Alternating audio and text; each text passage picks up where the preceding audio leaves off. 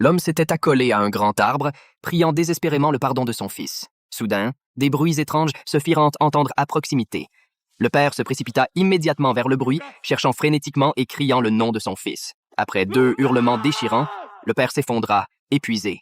Bientôt, la police arriva sur les lieux et commença une enquête approfondie. Cependant, Anna choisit de ne pas révéler la vérité. Elle expliqua simplement que son fils voulait utiliser les toilettes en chemin, mais qu'il n'aimait pas être surveillé, alors il s'était aventuré seul dans la forêt. Ils l'avertirent de faire attention, lui mentirent en disant qu'il y avait des lions à proximité pour le faire revenir près d'eux.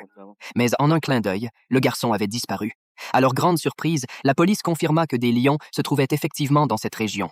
Pas en grand nombre, mais ils existaient. Cette découverte glaça le couple. L'agent de police insista sur l'urgence de la situation et encouragea le couple à rester calme et coopératif. Elle demanda ensuite à Anna de les conduire jusqu'à l'endroit exact où le garçon avait disparu. Après avoir examiné la zone minutieusement, l'officier conduisit Anna et Jack sur le bord de la route pour attendre l'arrivée des chiens de recherche. Pendant ce temps, l'agent leur demanda s'il y avait eu des conflits. Anna nia rapidement. Lorsqu'elle expliqua que le garçon ne portait qu'une chemise à manches courtes, l'officier souligna l'urgence de le retrouver rapidement, car les températures nocturnes chuteraient rapidement, et la faible visibilité compliquerait la recherche. L'agent ordonna au couple de rester sur place. Jack commença à traiter ses blessures et exhorta sa femme à dire la vérité. Cependant, Anna croyait que si elle admettait le conflit qu'elle avait eu avec son fils, la police se concentrerait sur ce problème plutôt que de chercher sérieusement le garçon. Assise dans la voiture, Anna trouva le sac à dos de son fils et y découvrit les livres qu'elle lui avait achetés. Juste au moment où elle allait le féliciter pour avoir pensé à cela, elle ouvrit l'un des livres et le trouva couvert de gribouillis.